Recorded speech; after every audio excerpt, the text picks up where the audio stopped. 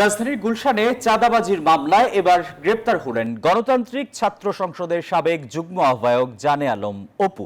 রাজধানীর ওয়ারি থেকে তাকে গ্রেপ্তার করে ডিবি। শুক্রবার ব্রিফিংয়ে এসব তথ্য জানালো ডিএমপি।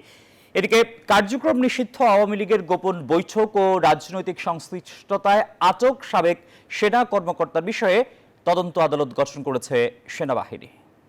সমন্বয়ক পরিচয়ে গেল 17 জুলাই রাজধানীর গুলশানে সাবেক এমপির বাসায় গিয়ে 50 লাখ টাকা চাঁদা দাবি করে কয়েকজন। মবের ভয় দেখিয়ে প্রথম ধাপেই আদায় করে 10 লাখ টাকা। পরে চাঁদার দ্বিতীয় কিস্তি আনতে 26 জুলাই সন্ধ্যায় আবারও সেই বাসায় গেলে 5 জনকে আটক করে পুলিশ। এবার গ্রেপ্তার হলেন গণতান্ত্রিক ছাত্র সংসদের সাবেক যুগ্ম আহ্বায়ক জানে আলম অপু।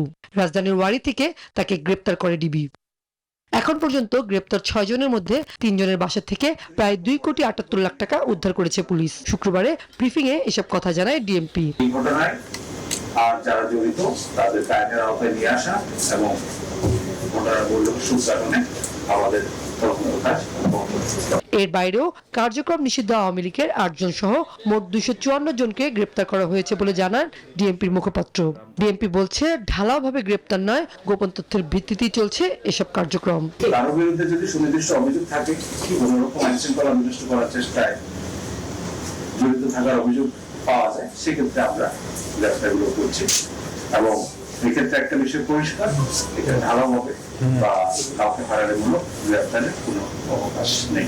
এদিকে আওয়ামী লীগের গোপন বৈঠক এবং রাজনৈতিক সংশ্লিষ্টতায় আটক সাবেক সেনা কর্মকর্তার বিষয়ে তদন্ত আদালত গঠন করা হয়েছে বলে জানিয়েছে আইএসপিআর। সঞ্জিতা সুমি, নিউজ 24, ঢাকা। বান্ডেল থাকলে প্রতি সেনমানিতে টাকা বাঁচবে।